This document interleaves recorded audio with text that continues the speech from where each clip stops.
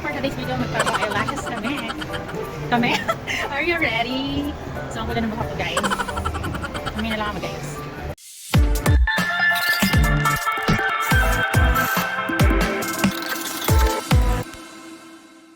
Here we go! So for today's video, ay share ko sa inyo yung isa na namang unlock blooming memories.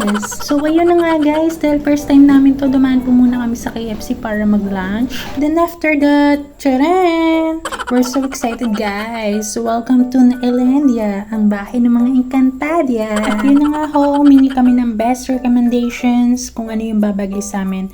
Nandito yung packages nila together with prices as well as the authorization before doing the procedure. Manipis kasi yung ano ko, ang tawag dito. Yung pilik.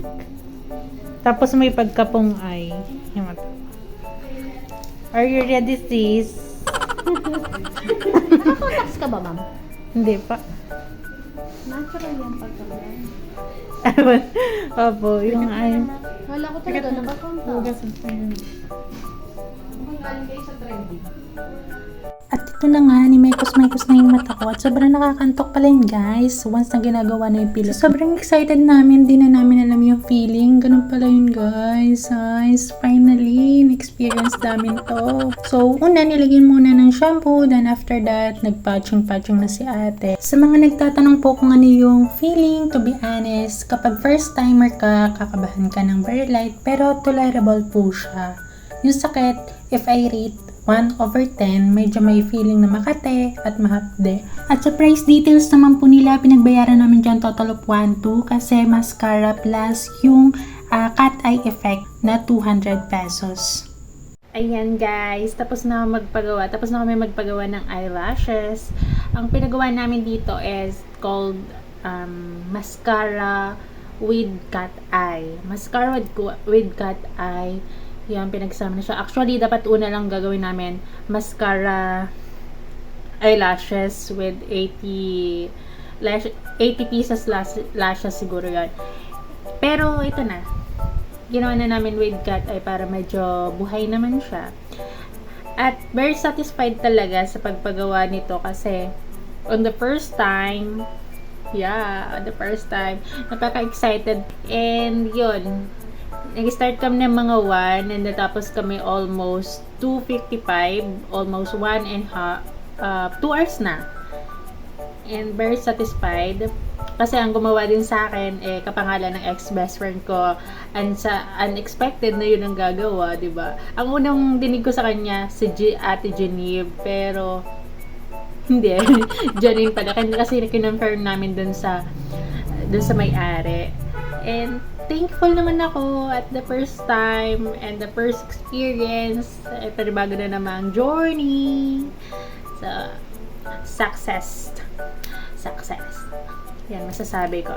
And thank you sa Nailandia. Hindi ko alam kung paano siya because basta Nailandia.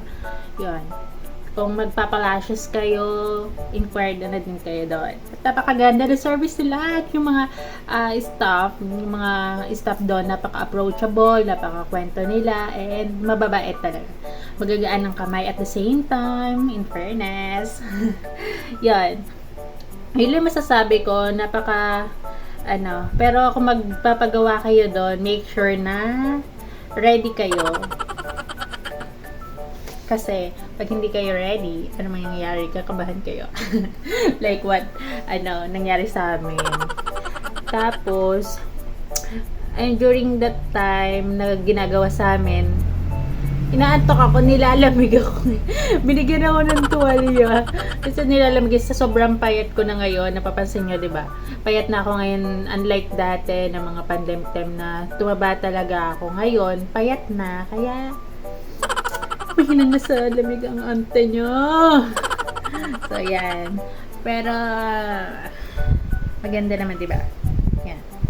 Papansin nyo, hindi na ako mapungay ang mata. Yan. Pero, tatagal daw siya ng mga 3 weeks. Depende din sa pag-iingat. Yan. Dapat hindi mabasa within 24 hours. At meron din silang mga binigay doon na alam niyo na yon, mga conditions Yan. Ang ganda talaga. Grabe. Yung pilik ko ha. Hindi ako char. Yan. Yan yung pilik ko. Pilik is the key. I'm very happy. And I'm blooming ya. Char. So, bye-bye. See you in my next vlog. Bye-bye.